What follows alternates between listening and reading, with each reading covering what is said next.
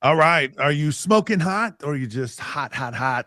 Hot, hot, hot, hot. That was actually a word. You had to yell that. Like if you had a pass protection and that you're basically trying to get a wide receiver out who potentially should be a blocker, like a running back or an H back or something like that. And if they brought the mic and the Sam, it was hot, hot, hot, hot. And everyone had to yell the hot. So everyone read it, saw it, and reacted to it. Anyways, that's what we're doing today. We're going to read, react, and see it because these are the hot headlines. One of the hot headlines today, of course, is the college football ranking came out again. Second one of the college football playoff portion of your football season in college. Some interesting things, some not so interesting things. I think the biggest move in the top 12 was, of course, Texas Tech jumping all the way up in the ranking, I believe, to I think they're 5, aren't they? 5 or 6 in the country. They're 6. Or yeah. Anyways, yeah, this is quite an interesting poll from the standpoint of BYU. BYU kind of fell off a cliff, and I think a lot of people were, they do these like metrics about strength and really like how good really is a team, like, and it's all data, right? It's all some kind of formula they put together based on this and that and everything else and whatever, and they've come up with this and Utah ranks very high in this, and BYU does not. So I just have to wonder if that's not some indicator, of course, from the fall, but it's significant, okay? And there's something significant we haven't really talked a lot about, but it's there, and it's slightly concerning, and it's slightly concerning for this reason. There are 2 teams, so you have the 12 teams right now. And they're just ranked, right? Because we don't know who's going to win conference championships. And there are 5 conference teams, champions. The top 5 ranked conference champions get in anywhere. Okay? So they're assuming that it's the Power 4 and one more. The problem is the best teams in the ACC are garbage. They're not even in the top. 15 is the highest any team in the ACC is in, and that's Miami. And so there's and so if Miami doesn't even, and they may not get to their conference title game, like Miami, Georgia Tech, Virginia, Louisville, Pittsburgh, are all. There are 4 teams, and the highest one is Miami. And one team from the ACC will get there. And it's the one who wins maybe, because they could fall below some other schools like the American, which is South Florida, is at 24. And which is crazy to me if you ask my opinion, because that's the 24th ranked team in the country, and you're going to tell me it's better than all of those other schools that are like ranked 11, well, really 12 through 20, 23. Like, you can tell me South Florida is better than BYU, Utah, Vanderbilt, Miami, Georgia Tech, USC, Michigan, and you look at some of these schools, you look at Miami jumped 3 spots, Michigan jumped 3 spots, USC jumped 2 spots, and USC plays Oregon, and Oregon's an at-large team right now. If USC beat Oregon, you might see USC jump, you might see Oregon go out of the poll, or you might see Utah get bumped down, and then Oregon and Michigan, or I'm sorry, USC move up. There's the potential of that. But the good part for Utah right now is that they're at 13. The bad thing for BYU is they're at 12. Now, You've got to get to 10 if you're going to get an at-large bid. So if you're BYU, you're Utah, you got to get to 10. And right now, BYU's at 12, Utah's at 13. So who's going to lose? Texas? Oklahoma are going to lose. And that puts Utah, they move up 11 spots. But so does BYU. Now, what if BYU loses to Cincinnati?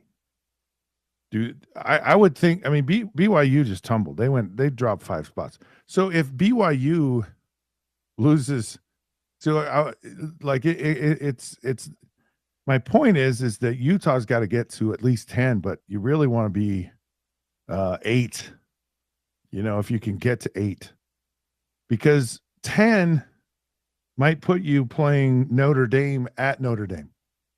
I mean that's an amazing atmosphere for a first round game, but it's scary. And I know we did a poll a while back, and a lot of people go, "Man, we just got to get to college. We got to get to the conference championship game and win it." And doing that would put at least two teams in the Big 12 championship. It might put BYU there as well. But if BYU wins out, they're going to play Texas Tech, and if they lost to Texas Tech, it could bump Utah out.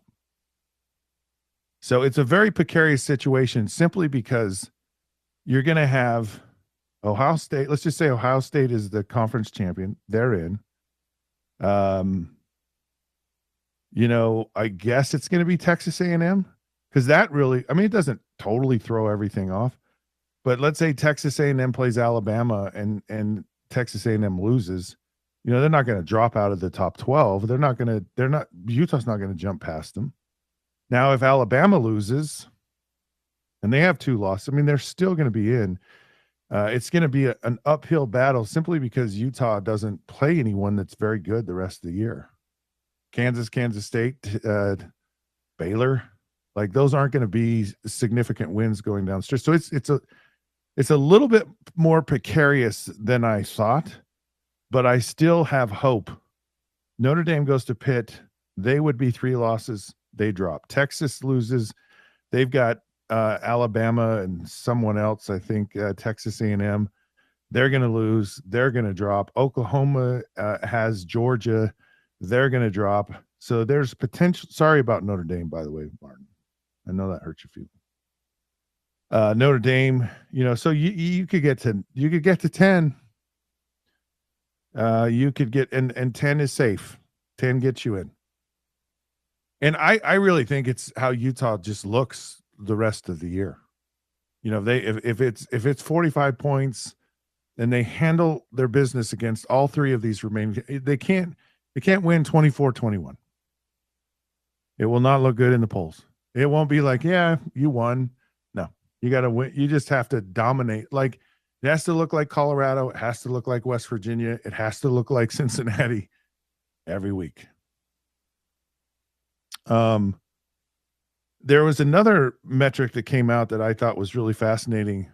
So Texas Tech is the top-rated team in the country in stops, meaning getting off the field, actually stopping offenses, whether it's on downs, punt, or turnover. And like 4th down, they got it, or they punted, or they got a turnover. And of course, Texas Tech is the number 1 team in the country. What was quite fascinating is Utah's 5 in the whole country, and it's an important stat, but it tells a lot about a defense, and I think it's one of the things. This Utah defense is, you look at the game against BYU, and the defense played actually pretty well. I know there's some moments where you go, how could you just let that guy go? And they got into some just really unfortunate, the hit on Bachmeier was very unfortunate. And it would have been like, had he just run, it would have been tackled. But he just underhand threw it to nobody.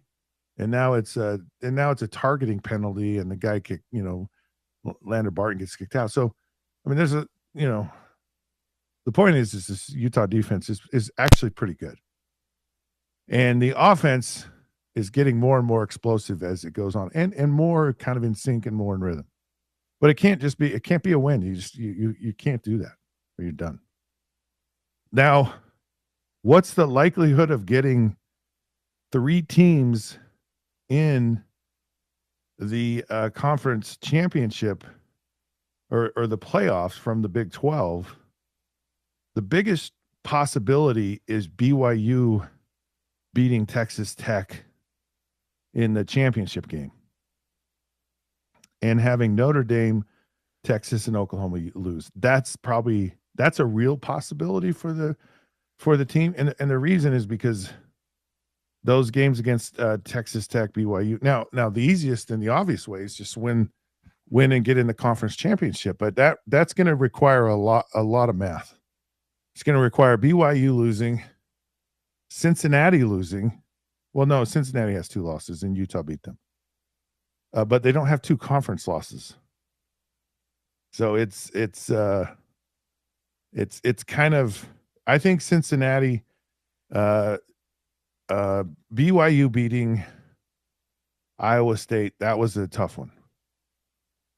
Cincinnati has BYU. I mean, they don't beyond that, they don't have a lot going on. So the Cincinnati BYU game is for all the marbles, if you ask me. I mean, because I guess if BYU lost, they might drop behind Utah.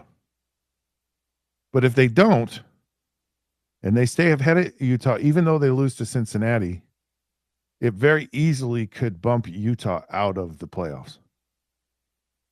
I hope you're following me on this, because it's quite. There's just a lot of different scenarios, and there's just we're we're close. We're really close. Probably the closest we've ever been. I don't think it'll be the last time, because I know I've talked on the show about a 2014 playoff, and that one guarantees 4 teams in your conference. It's like, if you can't be one of the top 4 teams in your freaking conference, then go home. You don't deserve to be. Just stop playing football, if you ask my opinion about that. Okay, moving on. This to me, I was perusing college football or CBS Sports, and they have the rankings of the top 50 quarterbacks in the country, college football quarterbacks. And let me tell you where your Big 12 quarterbacks are sitting. And when I read this, I was shocked. And I think, like, there's part of this like, oh, okay, fine, whatever, I don't care. UConn's quarterback, the hotbed of football that is UConn, the number 1 rated quarterback, the power ranking quarterback, I should say, is drum roll, please, Joe Fagnano from UConn. Okay. He's the first quarterback in 25 years to reach 25 touchdown passes without an interception. And he beat Duke, who may play for the ACC championship. Of course, he was from Maine. And he's thrown for over 250 yards and 3 touchdown passes or more with no interceptions in 5 straight games. So he's extremely efficient. Of course, Julian Sayin at Ohio State, Haynes King at Georgia Tech. These are all teams that are doing very well in the country. Fernando Mendoza, Indiana. Now, I like Mendoza a lot. Ty Simpson at Alabama. Okay, are you all ready for this? So there's your top 5. Number 6 is none other than Jake Retzlaff. And here's the thing. Jake Retzlaff wasn't even ranked. Like they rank this every week. I don't know why I haven't seen this yet, but yeah, Jake Retzlaff. Imagine where do you think BYU would be today if Jake Retzlaff was might have made a difference. Might have made a difference with this team. Let's see. Going down the list here a little bit, because so far, no Big 10 teams or no Big 12 teams. Okay, you got a lot of ACC schools, which is interesting because they kind of stink. You got some, you got some guys kind of down the list here. Still no. CJ Carr, by the way, Martin is 16. Jaden Mauiava from USC is 17. Arch Manning from Texas, he's number 18. Now, do you think that was by design? Because he's been 18, 18 Eli, or not Eli, but Peyton Manning's number. Okay, you ready for this, folks? The number 19th quarterback in the country, power ranking wise, is Bear Bachmeier. Wow. Bear Tim. He's the highest rated, highest power ranked quarterback in the Big 12. Bear Tim Tebow Bachmeier is number 19. Bear Tebow Bachmeier. And last week he was 9. Wow, he got knocked down 10 spots, huh? That's insane. Now, number 20 is Sawyer Robinson, who has been phenomenal all year. I find that just beyond fascinating. So you have a run. You have 19, 20 are your Big 12. 23, Noah Fafita at Arizona. He moved up 10 spots. Baron Morton is 25. And Brendan Sorsby is 28. And he was 28. Brendan Sorsby, I think, is the best quarterback in the Big 12. Just like the guy that just gets kind of, moves the needle for me. 30 is Jalen Daniels from Kansas. 31 is Connor Wigman from Houston. We still haven't even got to a Utah quarterback yet. I was about to ask, where's the counterpart for Sawyer this weekend? Devin Dampier. Avery Johnson from Kansas State is 32. And number 34 is Devin Dampier. Wow. Now, I'll take Devin Dampier over Avery Johnson, Connor Wigman, Jalen Daniels. I'll take him over Brendan Sorsby. Baron Morton is just, no. I like Noah Fafita. Yeah. Sawyer Robinson is not bad. Bear could be a good player down the road, but wow. So they think there's about. I think they should paste this on Devin Dampier's locker. So they say they're all ahead of you. Yeah, they think there's 15 other better quarterbacks than Devin Dampier, including 6 other Big 12 quarterbacks. Now, Josh Hoover for TCU is number 38. So he's below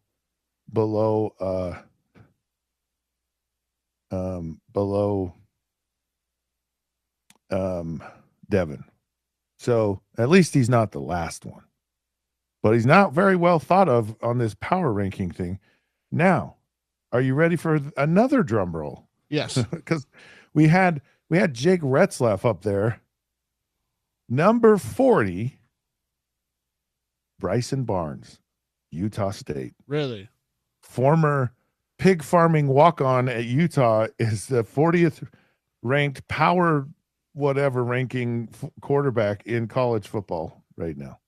If you had to guess, Scott, what do you think they add into all these rankings, like QBR, stats, touchdowns? Yeah, it's touchdowns, it's yards to interceptions, it's all kinds of things. It's a formula. Like it's not a subjective thing. Like it's literally,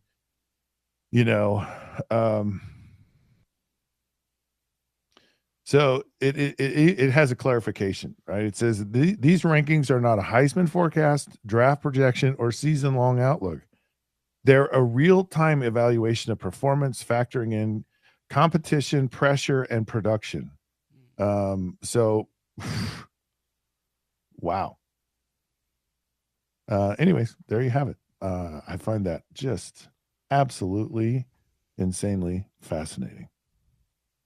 All right, let's go take a break. We come back. We have our NFL news of notes.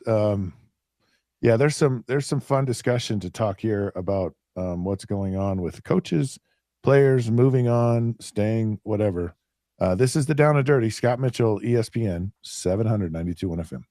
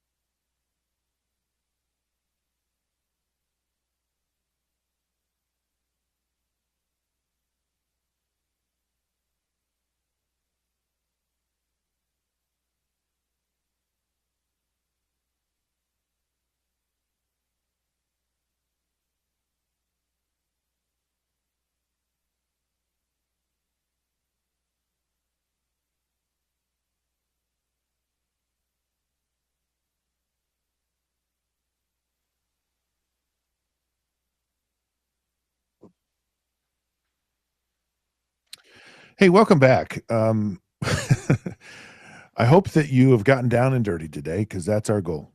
We want to give you the down and dirty of sports, my style. So I hope you enjoy the show. And welcome back. This is the Down and Dirty. I am Scott Mitchell, and this is ESPN 792 on FM. Just to get all that stuff out of the way, because we're obligated, by the way, to say those kinds of things. This we're not. We're not obligated to say it. I say this of my own free will and choice. Like I wake up and I go, this is what I'm going to talk about today. Now, we took a break, okay? Because you take a break, you have to go to the bathroom. Please do not go to the bathroom while you're in your car, though. Although I'm sure some of you have. If I'm being completely candid, so have I. When you gotta go, and there's just sometimes now. You don't necessarily have to go like right there. You and never go while you're driving. Please pull over. I had an incident one time when I was playing with the Baltimore Ravens, and a guy named Tony Saragusa may he rest in peace, was one of my teammates and a guy that, ironically enough, I hung out with. Now, Tony liked to hang out with me because I didn't drink, and so I was a good driver. And by the way, if you ever want to have the most incredible experience of your life, just spend an evening with Tony Saragusa. It is just absolutely hilarious and comical, or a day. It doesn't have to be a night. So Tony said, "Hey, let's go to the Annapolis boat show." And it's a big boat show. And of course, Annapolis is on the water in the Chesapeake Bay, and it's world famous. And so it's our day off, and so we drive to the Annapolis boat show. Now, Annapolis, Maryland, um, basically was laid out before they even remotely thought about cars. And not only that, there's a lot of water, and it's windy, and the roads are small. We got caught in a rush hour traffic in downtown Annapolis after leaving the boat show, and Tony Saragusa has to go to the bathroom, and he goes, "I gotta go," and we're sitting in this line, and we're not going anywhere. There's cars in front of us, behind us, the lanes on the opposite. Like, no, we're just sitting there, and he goes, I have to go," and he goes, and he's driving. I'm in the passenger side, and he goes, "I'm gonna go right over there," and he points to these brownstones. Now, if you know what a brownstone is, it's like a rectangular building, and they put a bunch of them. They're row houses. They call them brownstones or row houses, and they put them in a line, and they're all over back east. And there's a small space between two buildings, and they're like condominium type buildings, very popular. And he goes, I'll just go between the two brownstones. So he gets out of the car again, right in the middle of rush hour traffic, crosses a couple of lanes of traffic, goes to the brownstone.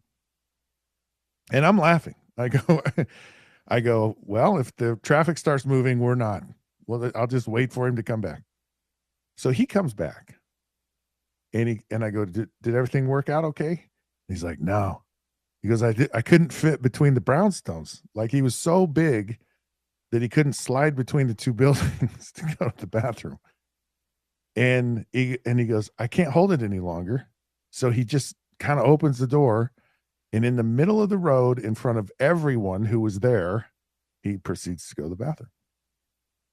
And I don't know that I've ever laughed any harder in my entire life, because, like, he goes, I gotta go.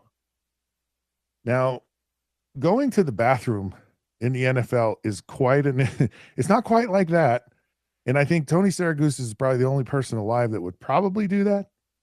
But man, was it funny. And he kind of tried to conceal himself, like, where he's got the door kind of shielding him, and no one was moving. I mean, there's cars just all around us, and it was comical.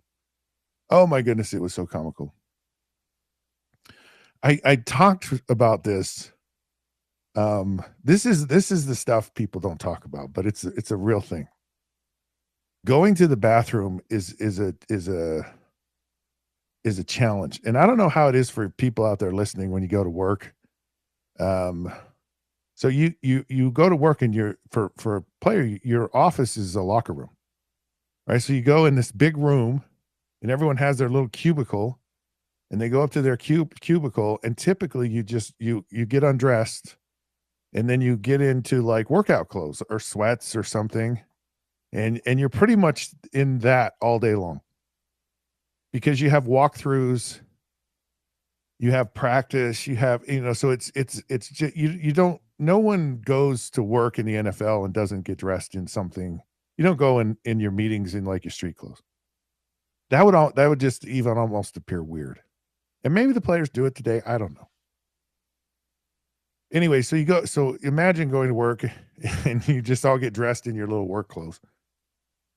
And then you go to your meetings. Well, you have to go to the bathroom at some time during the day. And they have a locker room with a shower and with bathroom stalls. And in my entire career in the NFL, I was never, ever, ever, ever going to go into one of those stalls in the locker room to go to the bathroom. Now, all of the facilities had other locations where they had bathrooms. There were two teams I played for that the practice facility was in the stadium. So the Detroit Lions and the Cincinnati Bengals. And I scouted out and I found my secret private bathroom. And I never told a soul that I went there, but I did. And no one ever used my bathroom because I was not going to go into one of those bathrooms where all those other nasty football players, there's just no way. Absolutely zero way. Now, there was another thing that you did that you wanted to make sure that this was an essential. And that is you had shower shoes. Now, shower shoes are flip-flops, okay? And under no circumstances did you ever walk in that bathroom or that shower with your bare feet touching the ground. No. And you had to have your shower shoes on. Now, there were some guys that were so disgusting, and I know I've heard stories about Hall of Fame baseball players who have done like you got to be careful that no one stands near you because it's dangerous from someone going to the bathroom while they're in the shower, and that's part of because you just don't know. So showering is a at your own risk kind of thing, not some thing against the law or something like that, but guys will go to the bathroom near or on you if you're not careful. And that's the disgusting part. That's the down and dirty. We got to talk about it at some point. And again, not a lot of times people talk about this, but those things do happen. Now, there was a guy once, and for the life of me, and I didn't understand. So, and it may be this way in the NFL now. I don't know. There was a guy, he was an offensive lineman, and he would not shower. And everyone showered. It wasn't, you showered and it was fine. It was safe to go in there, but don't go without your shower shoes and just watch out for certain people and don't shower next to them. But it was common. Like no one thought about it. And this guy would not shower. Now you go to practice and you have meetings after practice. And so it's like, no one, and you sit in a small room. So, think of offensive linemen. There's about 10, maybe 12, depending on the practice squad. And it's not a big meeting room. And so you're not going to go in the meeting room and not shower and stink because it would be horrible. And this guy would not shower. And for the life of me, I didn't understand it. And they finally, they showered this guy. If he wasn't, they took it upon themselves to make sure he showered. Now, I went back to high school football and coached, and none of the players showered after practice. And I don't understand why they didn't. They were like, there's no way. With phones, with social media, no. So the players they put their pads in their lockers or on top of them or whatever, and they went home and they showered at home. And growing up, it was like, you shower. And different culture. So in the NFL, it's been a few years. Maybe they don't shower now. Maybe this whole thing has changed. Now there were stadiums, and I talked about this briefly, so you go to for a game. And my routine, and I wasn't alone in this, there were other players that had this, and most players have a routine that they follow and what have you. And so the game is the first thing you do officially on game days, you have to go to the pregame meal. And if you have a 1:00 game, pregame meal is at 9. So it's always 4 hours before the game starts. So if you have a 4:00 game, it's going to be at noon.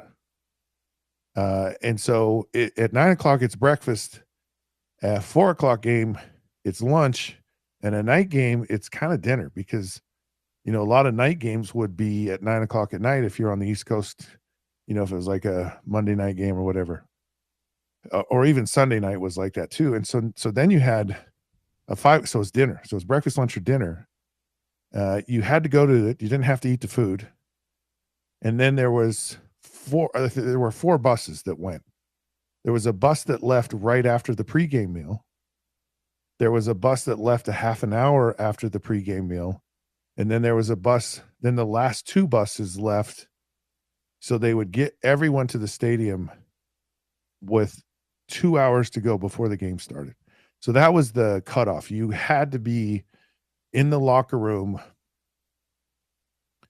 no later than 2 hours before the game kicked off. Now, I like to go early because I didn't want to sit and hang out at a hotel. I didn't want to, I wanted to get up and I wanted to move. I wanted to get my body going. I wanted to go to the stadium. I wanted to find the conditions. I wanted to feel everything.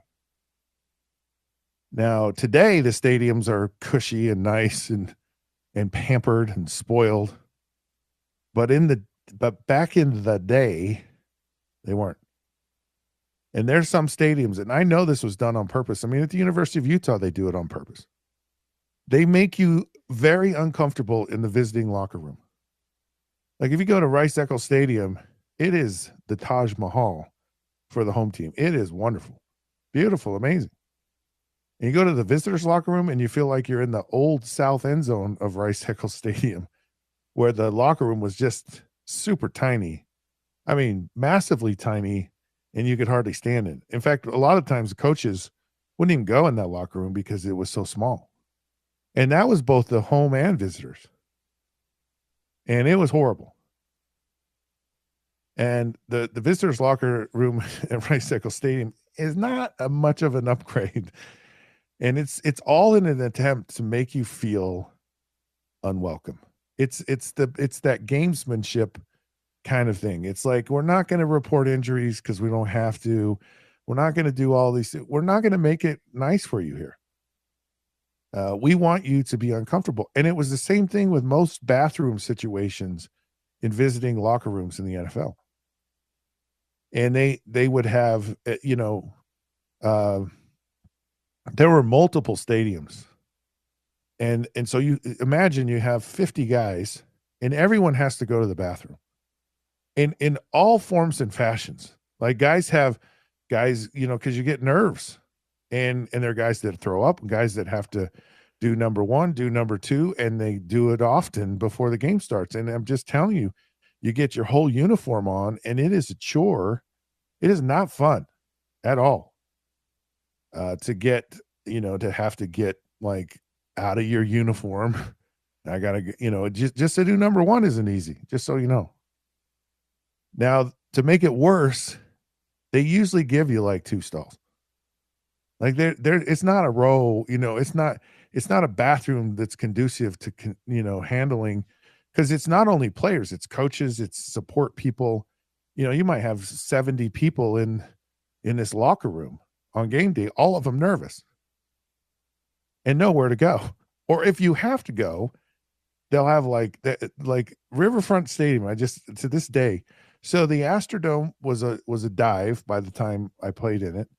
All the NFC Central, which is now the NFC, or the AFC Central, which is now the AFC North, Pittsburgh, Cincinnati, Cleveland, Houston, horrible bathrooms.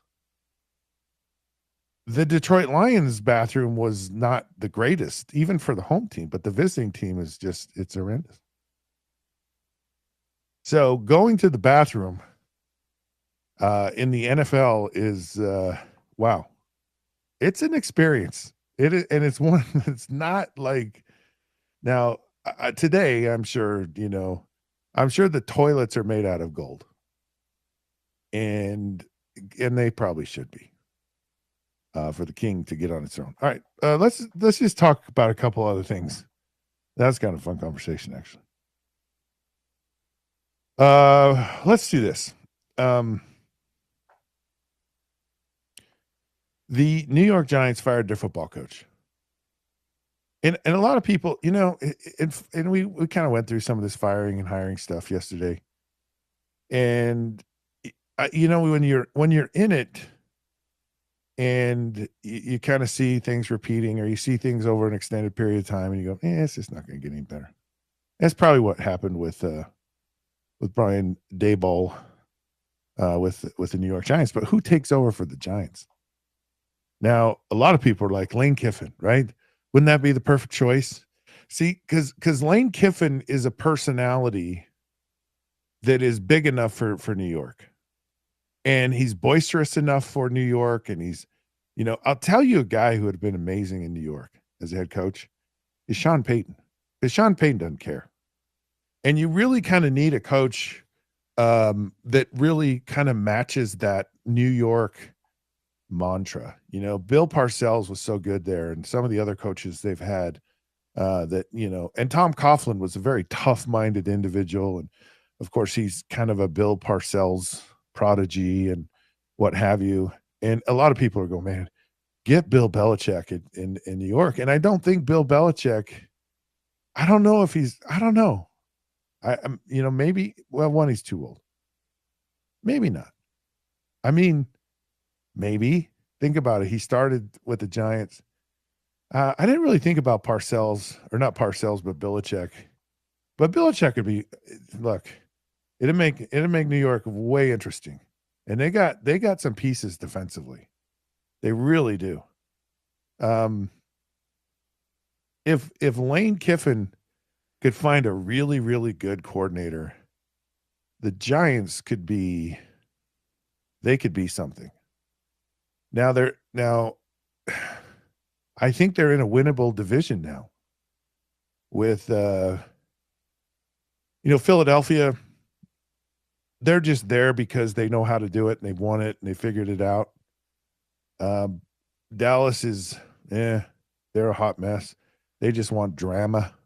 The Commanders can be, it's not a bad division to be in right now, and it looks like they found a quarterback. And they've got Malik Neighbors, they've got Cam Scatterboo, some offensive production that will come back next year. They got a really good defense. The Giants could be a good thing, but I like Steve Spagnuolo, and he's been there. I think he's a guy that could, because it's kind of the reverse of Andy Reid. If it's kind of like one of these things. Spagnuolo finds a guy who can be the coordinator, and there's plenty of Andy Reid coordinators right now. Maybe it's Matt Nagy, who's with the charge, or who's with the maybe he brings him as an offensive coordinator, and he kind of handles the defense, and like that could be a really fun thing in New York. I think he's a guy. So it's one of those things where you go offense, but then you got to get a defensive guy, and you go defensively, who's a guy, because Spagnuolo being with Andy Reid, I'm sure he's just like, dude, I've really got an appreciation or an understanding, or because Andy Reid got the right guy defensively, and it helped him win some Super Bowls. So Spagnuolo might not be a bad choice. He's been with the Giants too before. It'll be interesting. And it could be one of those situations, if they do it right, the New York Giants could be back.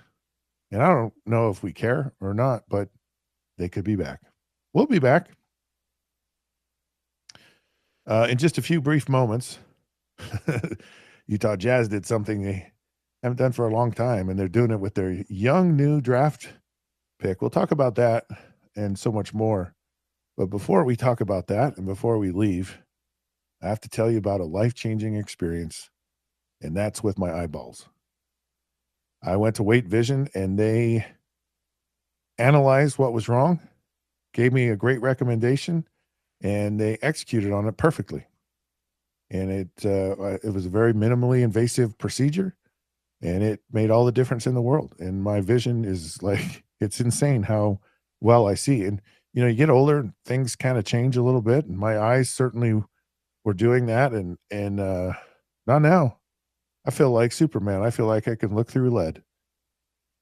Joking. But it just changed everything. And it's just awesome to be able to see clearly. And I don't know why I waited so long. I should have done it sooner. And you can do it now too. Just go check them out. Waitevision.com, WAITE vision.com. This is the Down and Dirty, ESPN 792.1 FM. 1 FM.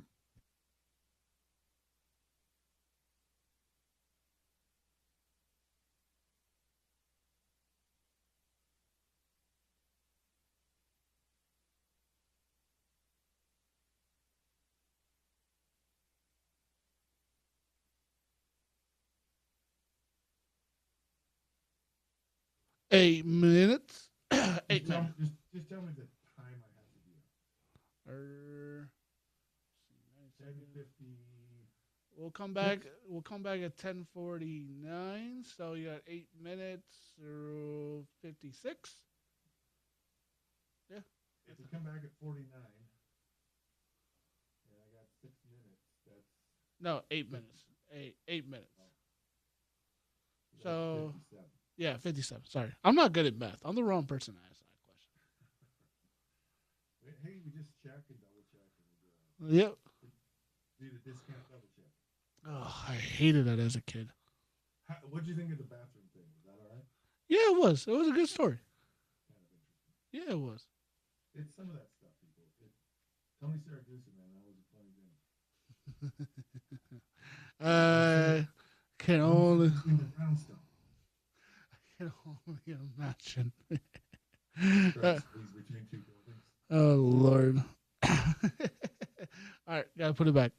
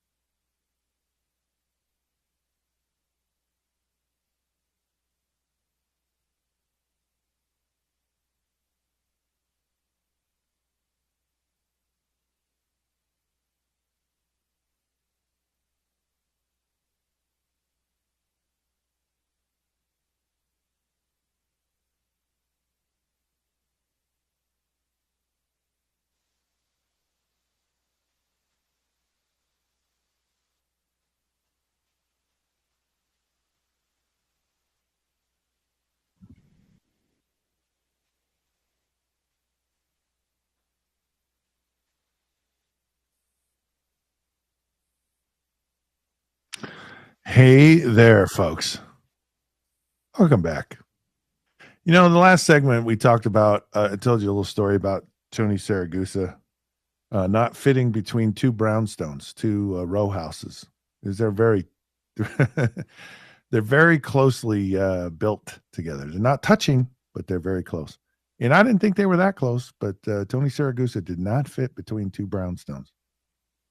And as I was thinking about him and that time um, in my career as an NFL player, I was thinking of the time that I hung out with Tony Siragusa, and I have to say that I could probably it's a lifetime of experience in wrapped up in 1 year. And he was just, oh my goodness, he was just so enjoyable. And of course he passed away a few years ago. Very, very early and very sad. Was basically we're the same age essentially. But I have just story after story with him, and he's hilarious. He's just absolutely hilarious. So, um, in fact, uh, oh boy, I literally could just tell you story after story, but I won't. Maybe in the future, maybe we'll do a Tony Siragusa segment just because it's just funny, and not only were they stories of like our interaction together, but they were stories that he told about things, and they're just a very charismatic individual, very funny. Uh, we had weigh-ins on Fridays, and he goes, "I weigh 350 pounds," and I go, "No, you don't. Like you weigh so much more than 350 pounds." He goes, no. He goes, watch it. Cause we were weighing in, he goes, watch.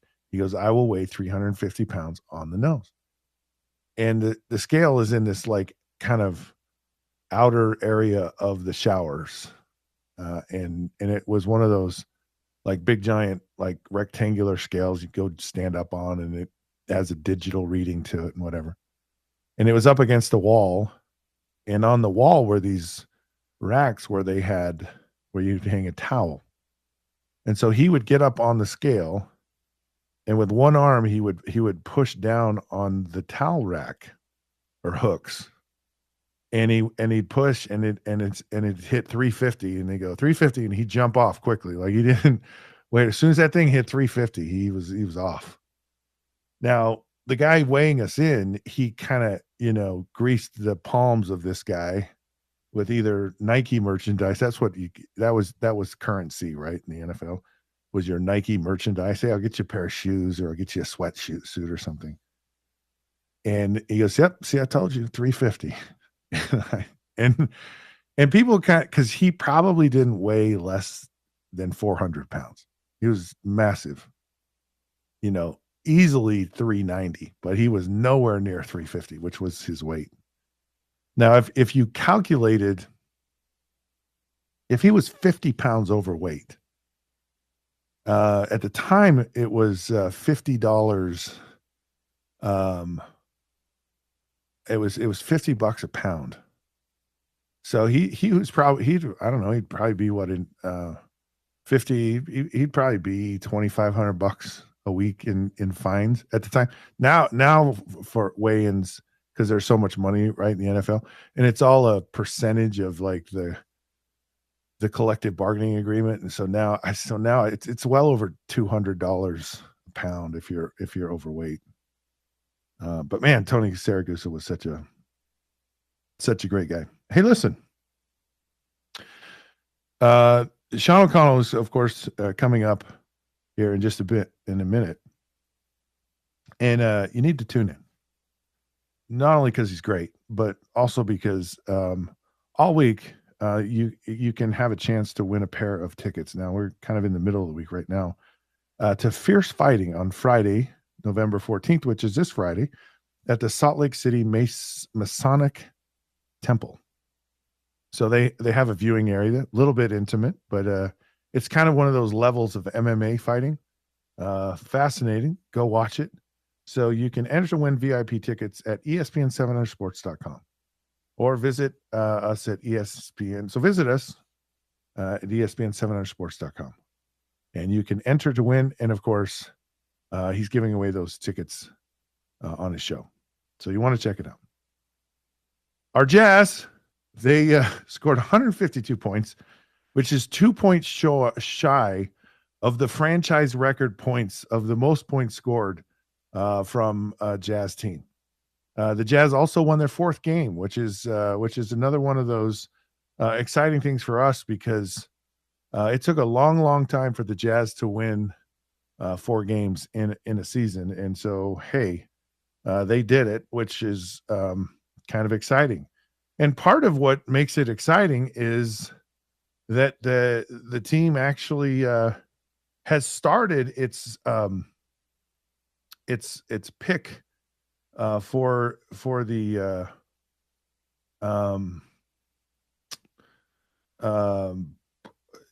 with Ace Bailey. So Ace Bailey is now starting for the Jazz, and that's a big. I think it's a big deal because you're trying. Well, Ace Bailey to me is fascinating from this standpoint. He was trying not to get drafted. All along, it was like, no, he's number 3. Like it's Dylan Harper, it's Cooper Flagg, it's Ace Bailey. And then all of a sudden it got really weird in the draft and people kind of got freaked out. He was trying to get to a certain team. He had a weird manager or businessman, whatever he was. He fired him. Yeah, there was a lot of rumor that he didn't want to come to the Jazz. And then here he does. He shows up. And so they've kind of slowly brought him into the fold, but you could see the athleticism. Like you just see, no, this kid's got something here. And he's been coming in off the bench. And now they've kind of got him in the starting rotation. And it's kind of funny when you have a superstarish kind of player, that mindset of like, what, I'm not good enough to be the star. There's something that when you just push him out there, you just go, fly away, you amazing creature. And you gotta let him go. And I think the Jazz have started to do that. And it's really shown up very well. So he had 20 points last night, and you're just really starting to see him blossom. And so it's exciting for the Jazz. So there they are. And I'm sure there's more to come. All right, there's more to come on the show, but not today. We're done. The Sean O'Connell Show is next here on ESPN 792.1 FM. This has been the Down and Dirty. I'm Scott Mitchell. Until then, we'll see you then.